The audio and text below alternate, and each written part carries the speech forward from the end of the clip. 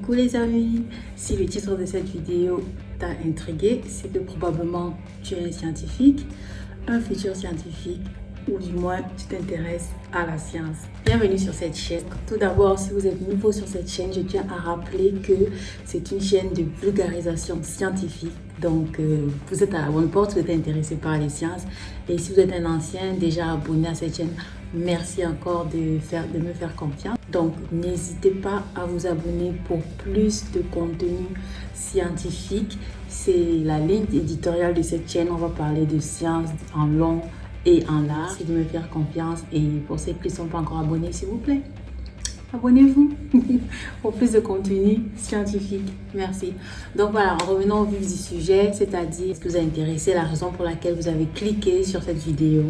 L'indice H, qu'est-ce que c'est? Tout scientifique qui se respecte devrait connaître la réponse et surtout devrait savoir quel est son indice H. Parce qu'en fait, le H-index, pour les anglo-saxons, c'est un moyen de quantifier la productivité et surtout l'influence qu'a un scientifique en rapport à ses pairs.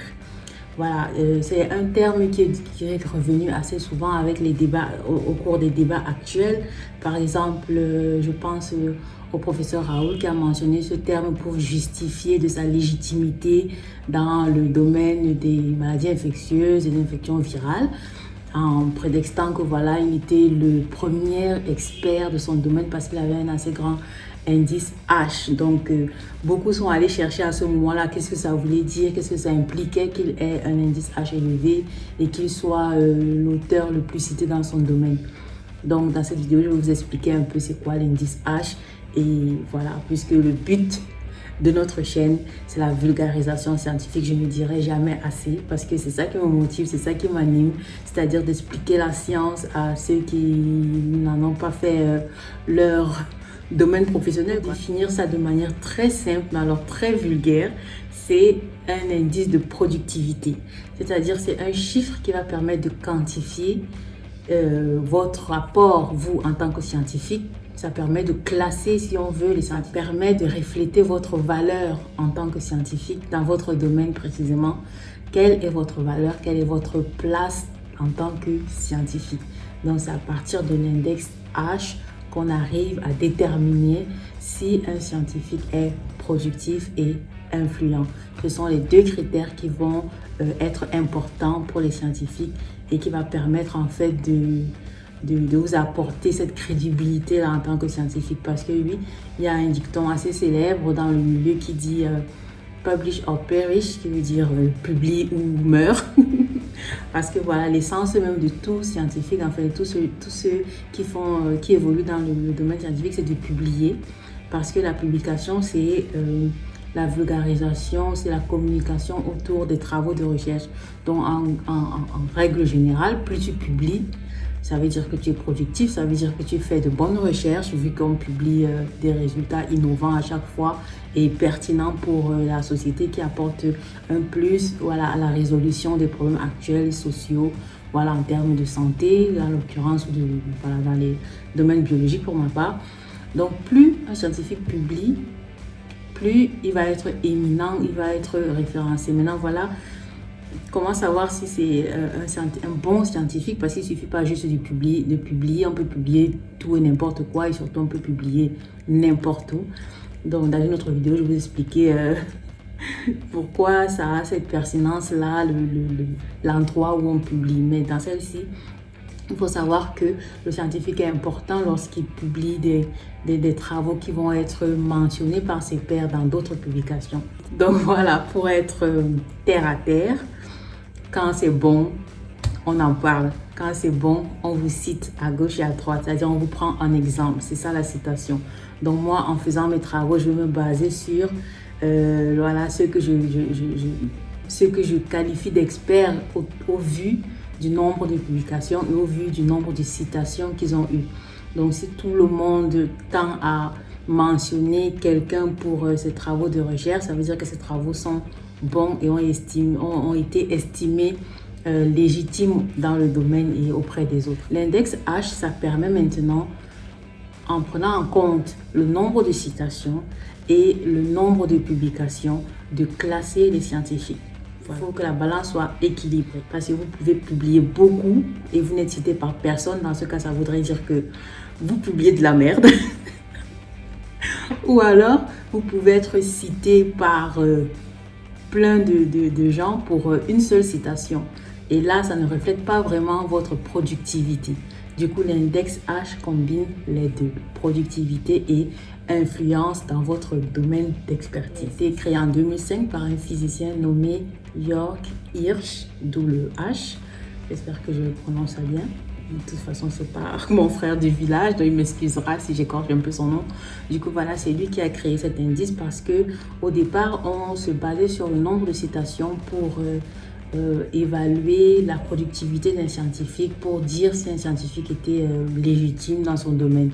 Sauf que on ne s'était pas assez fidèle vraiment à l'apport, parce que vous pouvez écrire un seul bon papier qui va être cité 10 000 fois et puis après ne plus rien produire, et pourtant vous allez toujours être cité comme étant la base et tout parce que vous aurez fourni un seul bon travail de recherche. Donc le but en fait c'est que chaque année ce soit renouvelé, que chaque année on sache qui est en gros de GOAT dans le domaine. Donc ça permet justement d'actualiser cet indice H, d'actualiser à chaque fois, de déterminer qui est le plus productif et qui est le plus influent. Alors comment ça se calcule cet index? L'indice H d'un scientifique, c'est égal au nombre H le plus élevé de ses publications qui ont reçu au moins H citations chacune. Encore, il faudra un exemple pour comprendre, donc je vais mettre des exemples là.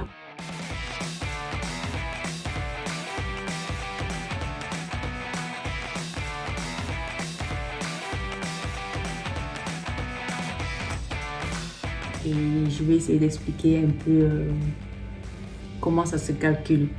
Donc voilà, alors pour déterminer votre indice H, déjà vous faites une liste de toutes vos publications. Ça c'est manuel parce qu'il y a une façon automatique, on va voir juste après.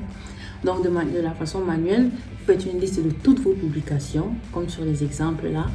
Et la liste doit être une liste décroissante de toutes vos publications en fonction des plus citées au moins citées. Donc, et vous allez attribuer des numéros en fonction de laquelle est la plus citée jusqu'à la moins citée. Vous allez classer en termes de numéros 1, 2, 3, 4 et le nombre de publications que vous avez en fonction de la plus citée jusqu'à la moins citée. Et dans l'autre colonne, vous allez mettre le nombre de citations justement.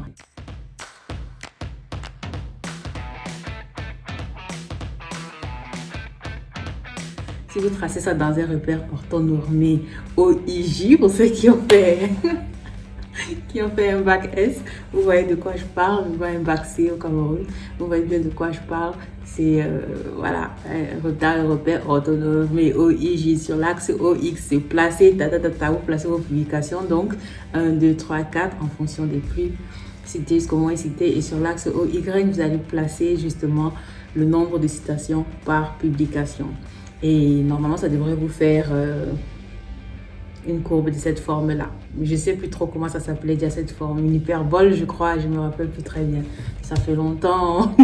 Mais bon, voilà. Et ou alors, dans un tableau, vous placez les numéros correspondant aux publications et puis ici, le nombre de publications dans votre tableau.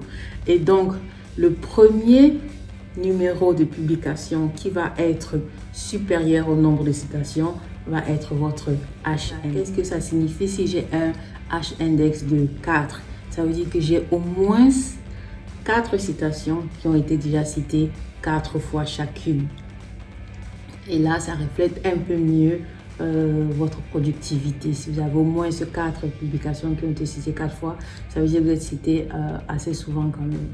Et du coup, c'est un bon H index. Mais du coup, on va dériver sur une des limites, justement, c'est que ça ne prend pas en compte le nombre d'années à produire ces 4 publications qui ont été citées chacune 4 fois. Et du coup, c'est là où on va parler du M-index et des limitations du H-index. Une des limitations, par exemple, c'est justement ce dont on parlait, c'est que ça ne prend pas en compte le nombre d'années d'un scientifique ou alors l'ancienneté du scientifique. C'est-à-dire un scientifique qui a 30 ans de carrière ne va pas comparer son H-index à un scientifique qui vient de terminer sa thèse et qui a publié à peine 3 papiers. Ils n'ont pas eu le même temps pour concourir, donc pour dire que voilà, celui-là est plus bon que celui-ci. Non, il faudrait accorder le temps à chacun de faire ses preuves. Et voilà pourquoi certains ont pensé au M-Index. Le M-Index, en fait, ça permet de ramener tout le monde à égalité en termes de temps, de productivité. Donc, chaque H-Index de scientifique va être divisé par le nombre d'années qui se sont écoulées depuis la première publication.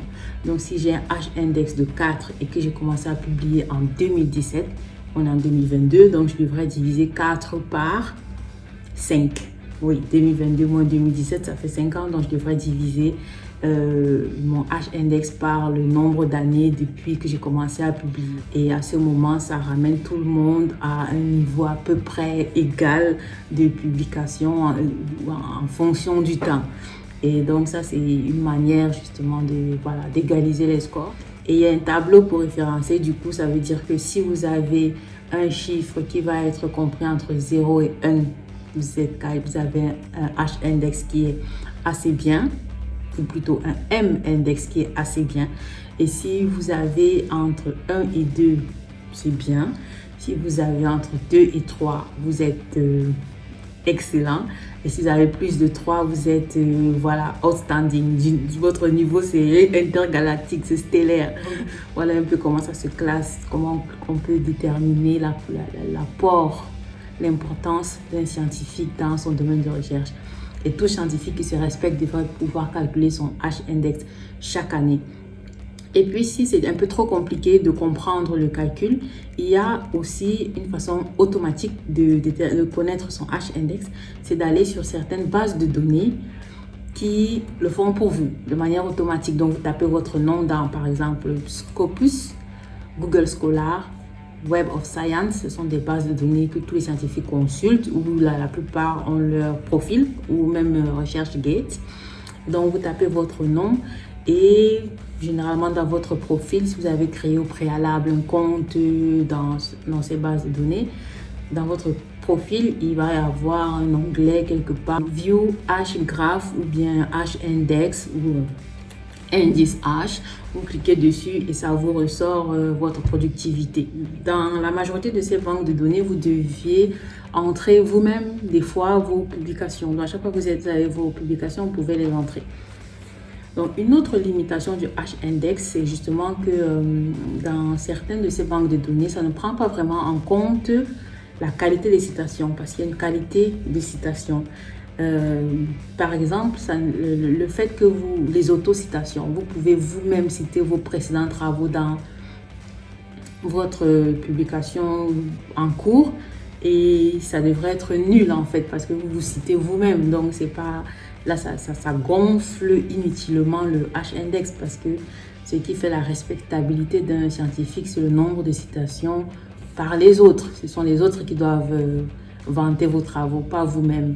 Donc, bon, vous le pouvez, mais disons que ça ne devrait pas peser dans la balance plus que ce que les autres font de vos publications. Donc voilà, ça, dans la majorité des banques de données ne prennent pas en compte le fait que vous soyez cité vous-même.